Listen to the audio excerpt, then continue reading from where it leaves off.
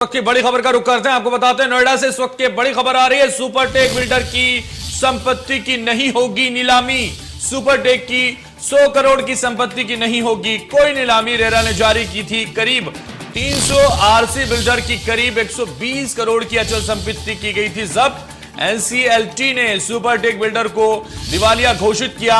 दिवालिया घोषित किए जाने के बाद नीलामी प्रक्रिया रोकी गई। जिला प्रशासन रेरा को वापस करेगा। 300 आरसी नीलामी के बाद पैसा पाने वाले निवेशकों की मुश्किलें बढ़ी हैं। तो करीब 120 करोड़ की अचल संपत्ति की गई जब्त। एनसीएलटी ने सुपरटेक बिल्डर को दिवालिया घोषित किया। इस वक्त की बड़ी खबर है। आपको बता दें सुपरटेक बिल्डर की संपत्ति की नहीं होगी नीलामी। सुपरटेक की 100 करोड़ की संपत्ति की नहीं होगी नीलामी। रेरा ने जारी की थी करीब 300 आरसी की करीब 120 करोड़ की अचल संपत्ति की गई थी जब्त। एनसीएलटी ने सुपरटेक बिल्डर को दिवालिया घोषित किया। तो अब ये सुपरटेक के लिए बड़ी खबर है, जहां बिल्डर की संपत्ति की नहीं होगी कोई नीलामी। सुपरटेक की 100 करोड़ की संपत्ति की नहीं होगी नीलामी। तो जो 100 करोड़ की संपत्ति है सुपरटेक की, उसकी नीलामी नहीं की जाएगी। सुपरटेक बिल्डर की संपत्ति की नीलामी नहीं होगी।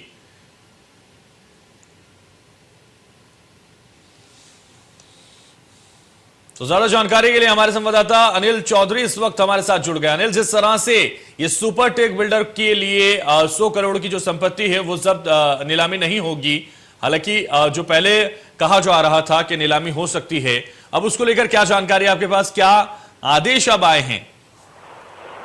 देखिए, निवेशकों द्वारा काफी शिकायतें गई थी रेरा और लगातार जो है शिकायतें आ रही थी कि कंप्लीशन सर्टिफिकेट नहीं मिलता है और जो टाइम से जो फ्लैट का पोजीशन मिलना था वो नहीं मिल पा रहा था, जिसी के लिए ये आदेश हुआ था।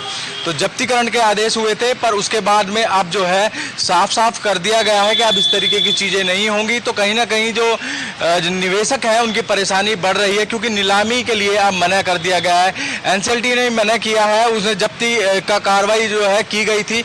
अब उसके बाद में अब जो है ये स्थिति हो गई है कि जो निवेशक थे उनकी परेशानी लगातार बढ़ती हुई नजर आ रही है, क्योंकि अब जब्तीकरण नहीं होगा, क्योंकि जो प्रॉपर्टी थी वो अब जब्त नहीं होगी। जब्त नहीं होगी तो जो निवेशक थे उनको पैसे जो है वो वापस नहीं दिए जाएंगे, जिसके चलते जो निवेशक ने जो पैसा लगाया था, जो टाइम से पोजीशन मिलने थे, वो अब जो तलवार जो पहले लटक रही थी वही अब जो निवेशक है उनको पैसे नहीं मिल पाएंगे।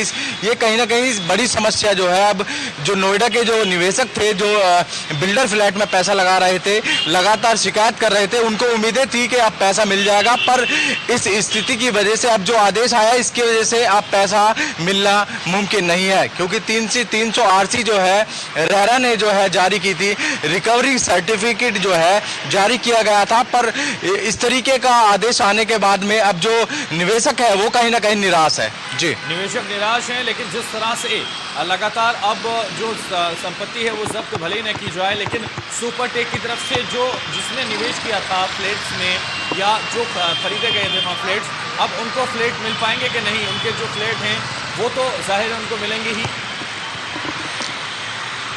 देखिए बिल्डर द्वारा फ्लैट नहीं मिल रहे थे, उसी के लिए ये रिकवरी जो है नोटिस जारी किया गया था उस वक्त, और लगातार जो है प्रयास किया जा रहा था कि जो इनकी प्रॉपर्टी है, जो ये बिल्डर है सुपरटेक बिल्डर, इसकी प्रॉपर्टी की नीलामी कर जो निवेशक है उनको पैसा मिल सके, क्योंकि ना तो ये समय से कोई किसी फ्लैट दे पाए। जो निवेशक जिसने भी पैसा लगाया था अपने सपनों का घर पाने के लिए जो पैसा लगाया था, पर वो उनको नहीं मिल रहा था, जिसकी शिकायत लगातार जो है निवेशक वो लगातार प्रशासन से कर रहा था। तो कहीं ना कहीं उम्मीदें थी कि नीलामी होगी, उसके बाद में जो निवेशक का पैसा था, जो डूबता हुआ पैसा, वो मिल जाएगा, पर अब कहीं ना कहीं अब और समय बढ़ गया है, क्योंकि नीलामी नहीं होगी।